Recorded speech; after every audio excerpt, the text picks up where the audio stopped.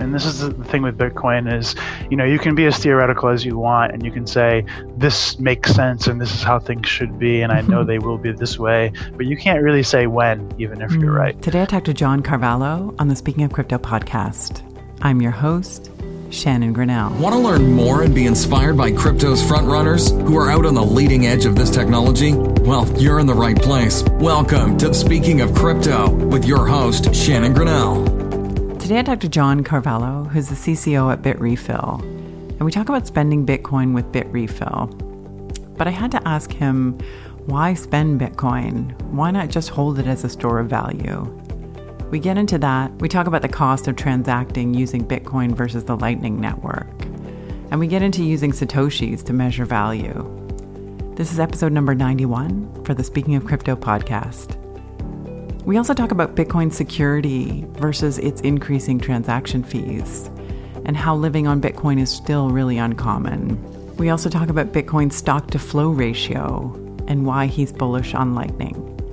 Before we get started, a big shout out and many thank yous to our show sponsors. Today's show is brought to you by Ledden. Ledden is Canada's leading Bitcoin financial services company, offering a suite of services to help you save in Bitcoin. Ledden's Bitcoin-backed loans let you access dollars without selling your Bitcoin. Ledden's Bitcoin savings account also lets you earn 3.5% annual interest, compounded and paid monthly in Bitcoin. Learn more at ledden.io. This episode is also brought to you by Stark. Stark's payment system allows your online business to accept Bitcoin and other cryptocurrencies without restructuring your existing technology. Join the new era of the internet. Find out more at starkpayments.com. Want to earn free Bitcoin? You can with Lolly. Lolly makes it safe, simple, and fun for everyone to own Bitcoin. Earn up to 30% back in Bitcoin rewards when you shop online at one of Lolly's over 500 top retail brands. Join for free at lolly.com. So fantastic. Great to meet you, John. Thanks for coming on the show. Nice to meet you too. I wasn't really familiar with it before, but I see that you're doing some crypto stuff, so I wanted to see if I could share some information about Bitrefill and Bitcoin with your audience. Yeah, I'm really excited about just the idea of using Bitcoin, and I haven't talked about that too much. So I'm doing this series on earning, giving, saving, and spending Bitcoin. So I thought I'd ask you, because it looks like Bitrefill really is about spending and using Bitcoin. So if you could tell me a little bit about it, but I think really what I wanted to get into is, what do you think about spending and using Bitcoin rather than just saving it, hodling it? Because most people think of it as a store of value, and they don't want to be that pizza guy who bought the pizza for 10,000 Bitcoins, I definitely sympathize. I mean, I've been doing this for 7 years now, and I've seen, several of the market cycles where it pumps, and, I have many sold Bitcoins that I regret having sold. But the fact remains that, part of being the best store of value on probably the planet, is that you're storing it so you can eventually use it, and so you don't really, even if your only interest is speculation, you're looking for price appreciation so you can eventually sell that Bitcoin. Or at least stability, so you can store that value for later and spend it later. But there's no saving without also spending, eventually you have to use it. Yeah, it's a good point. You can put money into a house, but at some point you're going to want to use or capture some of that value and actually use it for things that you need, something to consume or that kind of thing, right? Yeah, it's a little trickier to compare it to a house, because a house you can actively use while you own it, Right. and so it feels a little bit different than actively holding Bitcoin, because it's just kind of sitting there. But that's okay. I mean, it's great for that. I do think that if you want to store value long term, that Bitcoin is probably the best way to do it. But that doesn't mean that we should feel any sort of negativity towards the idea of spending Bitcoin. I mean, it's still part of your own personal economics, and if you have money that you need to use and Bitcoin is that money, then you need ways to use it, and that kind of part, the Bitcoin economy has to grow over time to accommodate people like that. Yeah, I talked to, I don't know if you're familiar with Isaiah Jackson, who wrote the book Bitcoin in Black America. And he's a huge proponent of using Bitcoin, and if only to sort of help with user adoption and even merchant adoption. Like, he's convinced people, like merchants in his neighborhood, to start accepting Bitcoin so that he can really live off of it. What do you think of that? Like, really trying to, if I wanted to try and live off of Bitcoin, what do you think about that? I think that it's possible. There are definitely people that do this. It's not for everybody. It's not something that I'm going to like evangelize and say everybody must do. But there are people that prefer it, and there are some people that even need or really lean on the utility of Bitcoin to be able to do things in their lives that they couldn't do otherwise. Bitcoin is borderless, it's permissionless, so it kind of opens up new avenues for people to be able to do things that maybe their normal banking system restricts them from doing or makes a real, pain in the butt to do. Yeah. Are there some examples that you can think of that? Sure. Just, in the context of remittance, for example, like you have people in different countries, you have people, like parts of family migrating to different countries, and being able to kind of send value across borders through normal banking and normal fiat currencies can sometimes be pretty difficult. But once you get into a situation where you now have people earning in Bitcoin, spending in Bitcoin, and, accepting Bitcoin, you can kind of start creating this circular economy loop within Bitcoin where most people are able to settle with each other without necessarily having to convert it into a fiat currency every single time they're transacting. Yeah, it's pretty cool. I think remittance is a huge, an example of a great use case, especially because of the cost of transferring money. Even if it's possible to transfer from one, let's say, bank in one country to another, there's usually like really high fees associated with that as well. Yeah, and there will be fees with Bitcoin as well. I mean, it's a highly redundant, highly secure system, so there's always going to be some kind of overhead and cost. And just the premise of it being like a store of value kind of means that you need to be able to afford to store value in the first place to get the most out of Bitcoin. There are, it's not the only situation. Like, you can certainly, if there are people that are like in an oppressed country where, their money is really tight, they might be able to use Bitcoin in ways to break rules and things like this. Right. But generally speaking, it's just not going to be a cheaper method of doing things, because any form of centralization is always going to bring some amount of efficiency. Interesting. I've been hearing that it's the reverse, that really it is less expensive to use Bitcoin, especially in the case of remittances. I think there's a project out of the Philippines, since the Philippines is just, probably the country that uses remittances the most. That they're using Bitcoin even just as the settlement, like a settlement layer, essentially. Sure. It's not that. I guess what I'm trying to do is, in the early days of Bitcoin, the first few years, we kind of had a different understanding, and we went through trying to tell everybody that it was extremely cheap, extremely fast. And we tried getting all the merchants to accept Bitcoin, but we were kind of a little bit off about our understanding, I think, and a little bit over enthusiastic with our timing, because you can't really have, every mom and pop pizza shop adding an obscure payment method if nobody is actually getting paid in that payment, in that form of currency yet. And so what you have is like in, 2012, 2013, we had everybody trying to like get their local, there were fewer Bitcoiners back then, but yeah. But a lot of them were trying really hard to get their local merchants to accept Bitcoin. And it didn't really result in any sort of impact on adoption, other than maybe making those merchants aware of Bitcoin. Right. Because there weren't a lot of people yet that even had Bitcoin to spend. Right. It was mostly a service just for people that were already enthusiasts. And now the network is growing out. You're seeing more people using Bitcoin, more people earning Bitcoin, more people still speculating and holding it. And I think that with things like Lightning Network as another layer on Bitcoin, we're seeing more utility come out through different aspects of Bitcoin. So the base layer Bitcoin is going to get more expensive over time, most likely, to transact, and then the Lightning Network will give people a way to be able to transact, with higher frequency at lower cost. And it also provides some advantages for like merchant and consumer situations, because it has like exact amount invoicing and instant settlement. Yeah, it's incredible. So why don't we go into, can you explain to me what Bitrefill is and how it works? Certainly. Bitrefill is basically a company that is trying to help people be able to live on crypto better. The main way that we do this is by giving them a way to use their Bitcoin to convert it into products and services through gift cards. So we offer hundreds of different gift cards in most countries. We just recently today, I think, announced that we added several gift cards for China.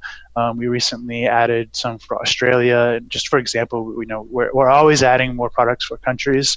Another area of service is similar, is that we provide phone refills, so people can top up their mobiles with prepaid access through our website in most countries. And then finally, another way that we kind of help build out the circular economy is we're now providing also kind of lightning refills. So if people need a channel to connect to the Lightning Network, or if they're running a platform or business that wants to be able to offer Lightning connectivity, withdrawing, depositing in their platform, we provide sort of infrastructure services to be able to be like a Lightning Network service provider. Very interesting. So I thought I'd ask you because it seems like you are kind of international. I saw that based in Canada, and I could top up my phone using my provider that's here in Canada. But I thought I'd ask, why do you think, what are the advantages to living on Bitcoin? That's a heavy question, I guess. I don't know what the advantages are going to be up to the user. Some people are only really going to want exposure to Bitcoin's kind of volatility, to its price appreciation, ideally. Some people want to be able to use it to move money in ways that they can't currently. Some people want to use it to break rules or laws even. So I don't know. As far as living on crypto, I don't think it's something that is ready for everybody yet. Unless you're really kind of on the underside of society and totally locked out of banking, or totally, living in the gray, or trying to be totally off the grid. It's probably excessive to make this your ideal.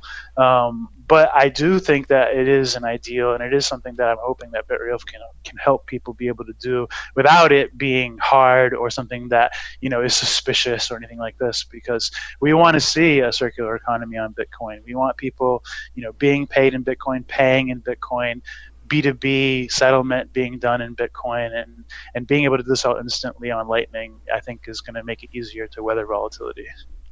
Yeah. Now, who right now would you say are your biggest users? Are they crypto companies, or is it crypto whales who accumulated Bitcoin in the early days, or just sort of average crypto holders?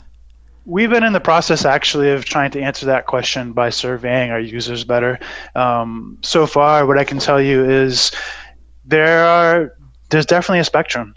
We have people that trade, that try to make revenue based off of predicting when the price will move and making gains on that. We have people like that want to be able to spend those gains on something. Not necessarily everybody that trades has a U.S. bank account where they can deposit and withdraw fiat easily. So that provides some utility to be able to use your Bitcoin if you can't get an exchange account. Or especially if you don't have one in your local country, etc. We have people that mine. There are a decent amount of people that mine personally, that use their GPUs to mine altcoins or things like this, and they have income from mining that they want to be able to spend. There are people that gamble and spend gambling winnings. There are people that are traveling that need to be able to get cards in the local area where they are, and they have trouble using their normal credit card or something like this. A lot of incidental situations, little stories where, I was at a restaurant and my credit card got triggered by anti-fraud for some reason. I couldn't use it and I had to pay my bill, but then I remembered I could buy a gift card at Bitrefill. Little things like this. Yeah, makes sense. And you've been talking about Bitcoin as a store of value. Why do you call it a store of value? Why do you believe it's a strong store of value? I just think that it's the best design that I've seen so far for a money where you can both have it store value confidently in a relatively immutable way, and do this long term. With normal fiat money, almost always, unless you're holding it as cash, which most people aren't really doing much of. One, if you hold it, you're exposing yourself to inflation and other issues like this, instead of exposing yourself to possible appreciation with Bitcoin as a store of value. But yeah, sorry, I lost my train of thought. That's okay. Yeah, I was just asking why you think it's a good store of value, and you were basically saying, one of the things you referenced was holding cash is sort of the opposite, where you'll be subject to inflation, and I guess currency depreciation. Right. So next year, when Bitcoin goes through its next halving and its reward, its stock to flow is going to be lower than gold's for the first time. And a lot of Bitcoiners are excited about this because they think it's going to make Bitcoin one of the more rare issued basically commodities that people can store value in. And I think because, comparing it to other stores of value, like say, that are not dollars, like say gold, it's much more transportable. It's much more, you can kind of secure it much more cheaply and easily. It's lightweight, and it's just simply a great alternative because it's not just something that you can store that is going to be there when you go back to it, but it's also something that you can transmit and transact with very easily. Yeah, it's fantastic. And we actually haven't talked about stock to flow ratio on the podcast. So are you able to give us a little explanation about what that ratio is all about? It is not my area of expertise. I am not an economist, but to put it in the simplest terms, it's just basically there is a kind of determined outcome for Bitcoin where it will ultimately have approximately 21 million Bitcoin issued maximum, and that amount has not been issued completely yet, and the amount that gets issued gets cut in half roughly every 4 years. So this next halvening, as we call it, in the Bitcoin vernacular, is basically going to be the first time that the issuance, the kind of temporary inflation, if you will, is going to be lower than one of its major competitors, gold. And that amount is just going to keep getting lower every 4 years. So it's kind of a way that Satoshi kind of baked in to distribute the coins on a long term.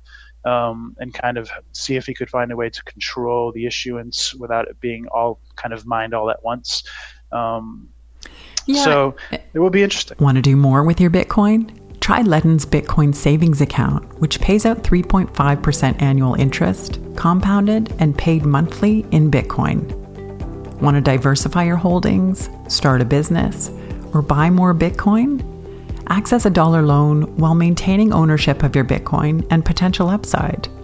For more info, check out ledden.io. Want to take your business global and add new revenue streams for your business? Stark can help.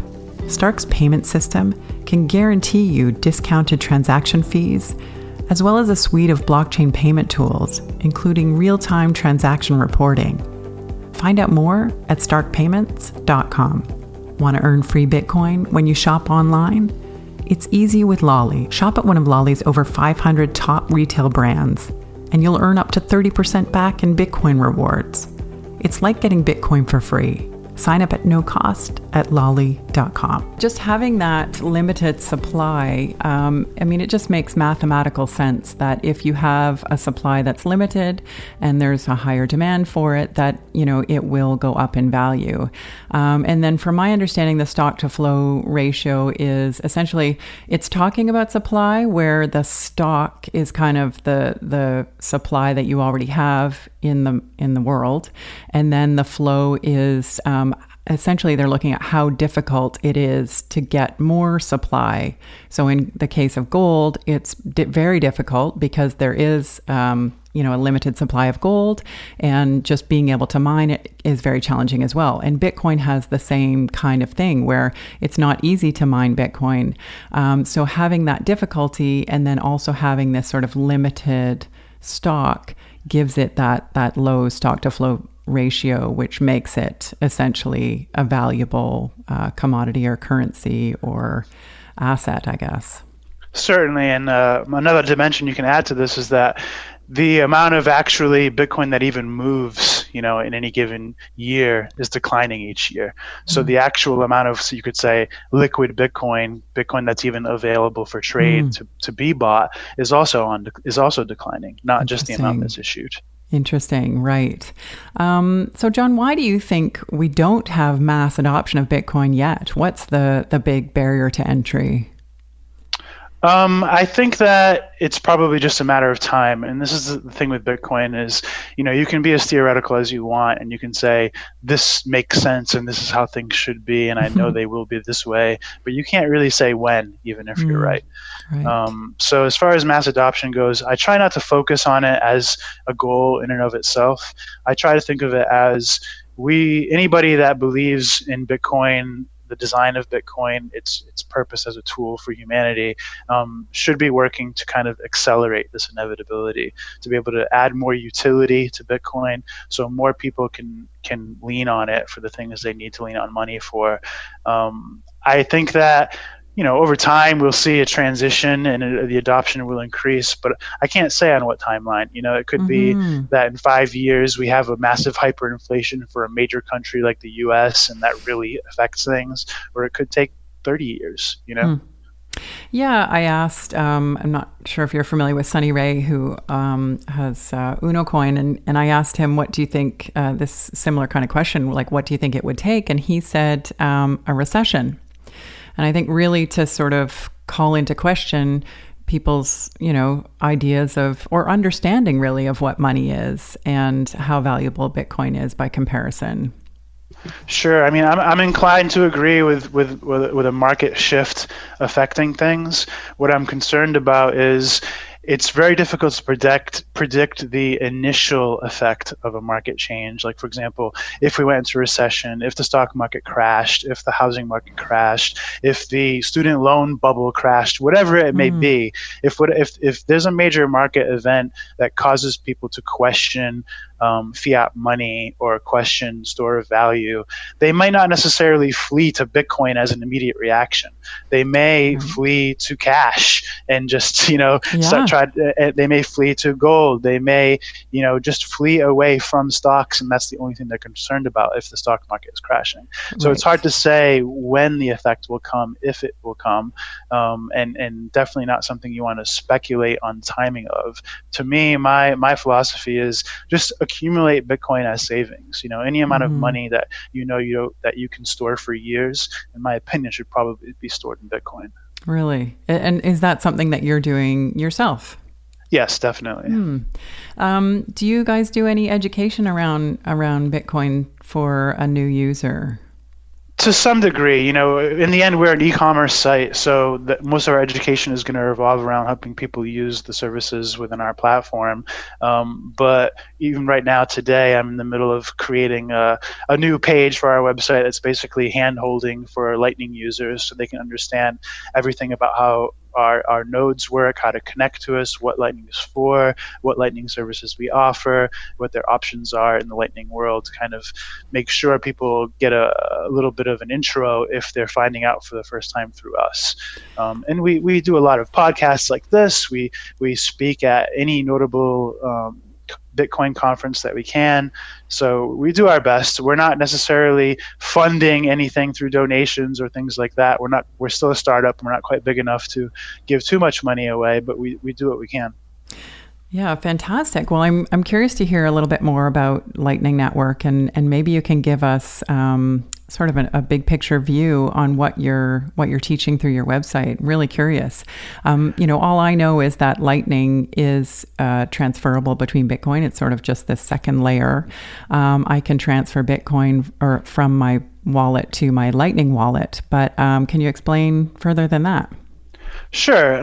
Lightning is basically a scheme that uses the cryptographic signature aspect of Bitcoin wallets and addresses to basically allow two people to create what's called a channel together. And this is basically a Bitcoin transaction where beforehand both parties agree to an allocation of the Bitcoin within the channel, and that they can basically infinitely change that allocation as many times as they want in a second layer. And when you take these channels between two people and you start chaining them together, say I open a channel with you, you open the channel with Alice, she opens a channel with Bob, Bob opens a channel with me, and we start creating an entire network of people that can now reallocate balances of their own between as many parties that they are connected into channels with. And there's a protocol for managing this, so it's done atomically and trustlessly, so people can basically move Lightning Bitcoin instantly at very, very low fees. There is still the initial fee of creating a Bitcoin transaction to create this channel, and the same for when you close the channel. But you can leave the channel open pretty much indefinitely, and either side can close it at will. So what this does is it changes the dynamic for Bitcoin from waiting for 1 to 6 confirmations from the network of a transaction to have any amount of surety that your transaction is complete, to being able to reallocate instantly. And this basically allows you to pay invoices and allow you to transact much more like you might be used to when you're doing things like shopping or paying in person at a point of sale. Because Bitcoin, when you provide a payment, it's done kind of address to address. You're reassigning who owns the Bitcoin when you send a Bitcoin. But with Lightning, you can actually create an invoice for an exact amount. So this way, a merchant doesn't have to worry about people underpaying or overpaying invoices, doesn't have to worry about when the next block will confirm, so they can see when the transaction confirm. This removes like awkward situations where people are like standing and waiting for confirmation for 20 minutes at a point of sale. Yeah. So for my understanding, like you were saying, there would be lower fees and faster transaction times, because when you open this channel, once all of the activity, as you say, is sort of done, or you decide to close the channel, then only then does it get written into the Bitcoin blockchain. Right. So it creates like a subset of transactions that don't get onto the blockchain, and you can basically transact infinitely within these channels. And the only times you're really paying fees are if you're routing payments to people outside of your solo channel and across other channels. And even then, the fees are very, very low. Everything is kind of denominated in sats or Satoshis, which is the base unit for Bitcoin, the actual base unit for Bitcoin. Right. How many people do you think understand the price of something in Satoshis right now? Probably just the most enthusiastic Lightning people, because the price does move a lot, so it's kind of, you've got to really be dedicated to be able to price things in Bitcoin, but stay aware, because in the end, people aren't just pricing things in dollars or in coin. They're trying to accurately price the current buying power of something. And they're just choosing a metric or a unit to how to price it. So people can more confidently price things in dollars or euros when they're comfortable with it, because that the volatility of the market on that price of that unit is much lower. So it's just easier. Do you think it will be used as a unit of account like Satoshis more commonly in the future? Yeah, I think that there are, some dedicated Bitcoin-only businesses that probably already are doing things like this, where they're only touching Bitcoin.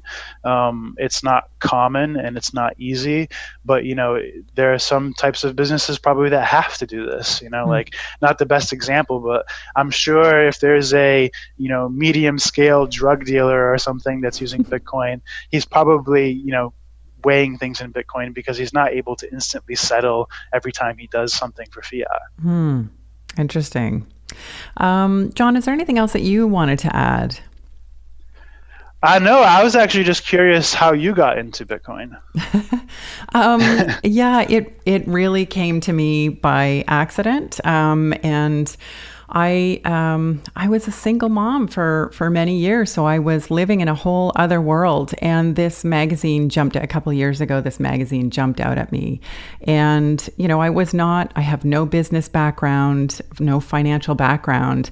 And it was a Forbes magazine. And on the front was an article that had been written by Ration.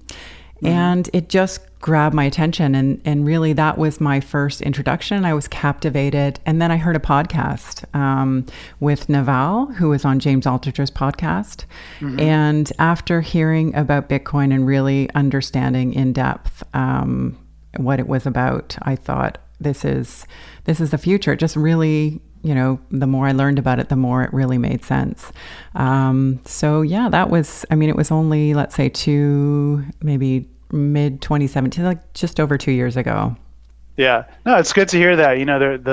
The quality of Bitcoin content seems to go up every month almost.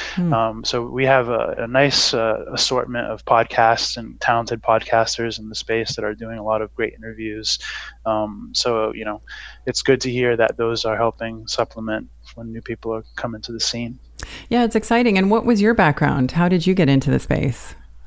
My background is in marketing. I was running a marketing company, doing kind of full branding projects and campaigns, and mostly specializing in nonprofit organizations. And I kind of discovered Bitcoin when I saw an article about the Silk Road and how people were using it to basically buy drugs online. Mm-hmm. And I thought to myself, how are people how are people even remotely able to safely do this? Yeah. And I started learning more about it and what the properties of it were. And, basically it was just a rabbit hole at that point, and I've been following ever since. And are you based in Romania? Yes. Oh, it's fantastic. It's really cool just to talk to people around the world, like-minded people who are really excited about the same things. Yeah, I'm American, but I've been in Romania for a few years, and it's pretty great here. Originally moved here to do a different project, and now I'm working at Bitrefill, which is actually based in Sweden. Oh, wow. But yeah, it's one great thing. There are many great things about Bitcoin and what it forces you to expose yourself to, different disciplines, different sciences, etc. But another one is definitely the international aspect. Mm-hmm. It's just a normal part of life to be talking to people from all kinds of different time zones with all kinds of different accents. And even with Bitrefill, like I'm having to deal with, localizing campaigns in multiple languages. And wow. So it's a different experience.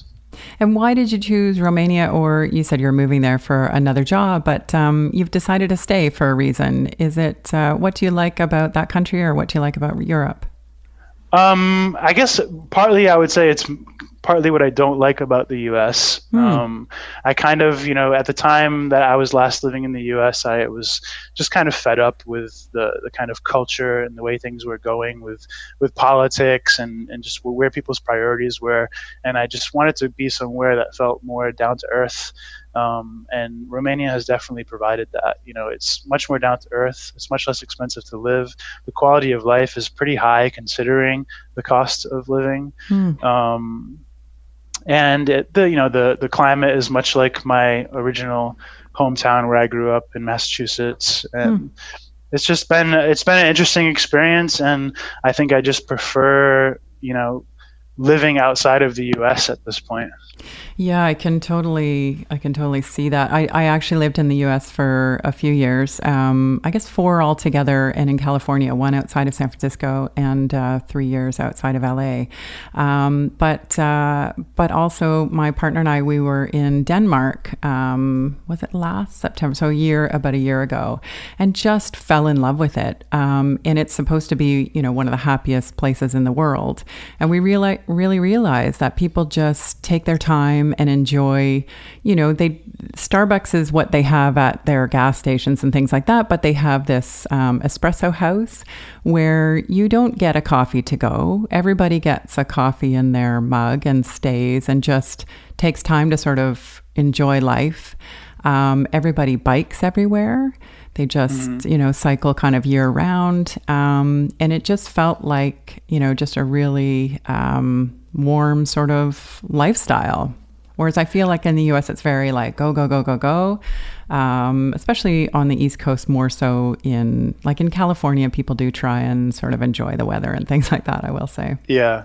Well, it's a culture thing too, like if you spend all your time in your home country and the only place you ever, like many Americans basically only really travel to, Canada, maybe Mexico, and or maybe some islands outside, not far from the US, but a lot of people aren't really traveling the world. And I think it's important to expose yourself to the cultures of the world, because other things start making sense when you can see something from multiple perspectives. Love it. Absolutely. I totally agree.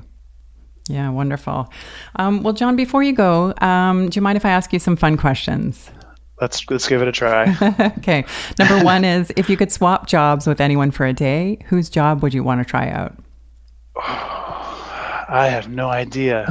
I actually really like my job. I'm really, I'll dodge the question, I guess, just by saying that, as a Bitcoiner, as somebody who's really an enthusiast, one of your dreams eventually becomes being able to actually contribute hands-on to the kind of growth of this thing. And when you work at a company like Bitrefill, it definitely gives you a medium for applying your own time and energy into helping Bitcoin, that at least for me feels very appropriate, and like I'm actually able to like participate in this movement while actually having a job.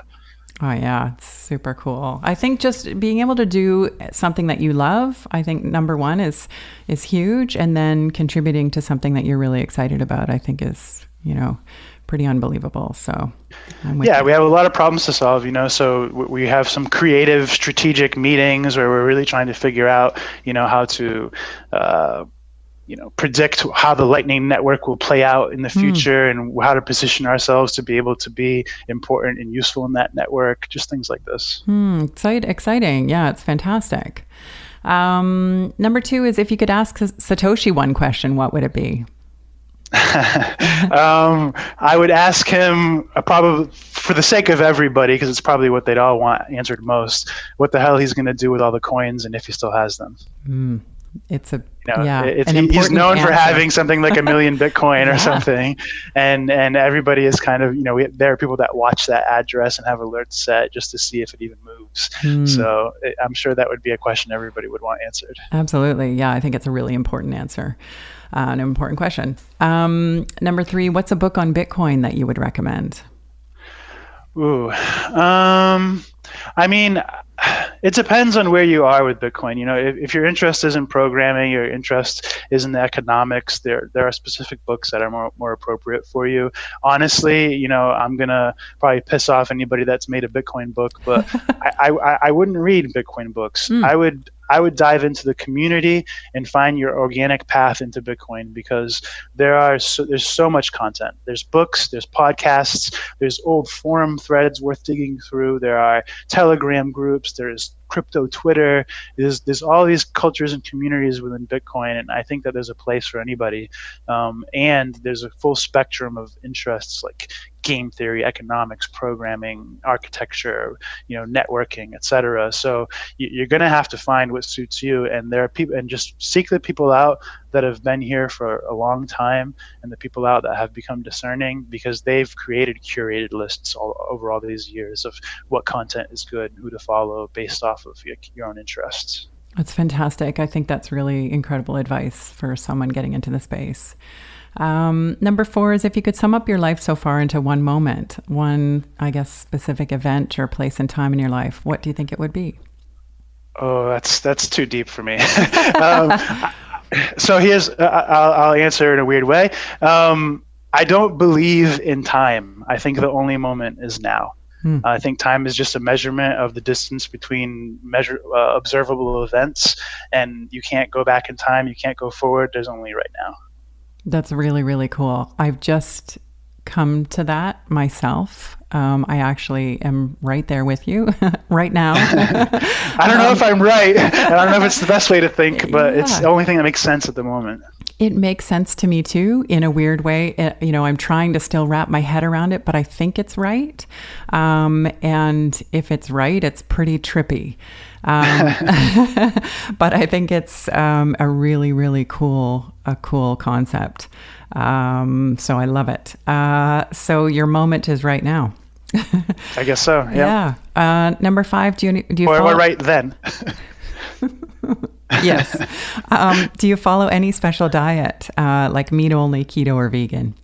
Not really. I was vegan for years, vegetarian, then vegan for years, and I didn't really think it worked out for me health wise, and made a change. And I think I would like to be able to eat meat only and see what health benefits that would bring.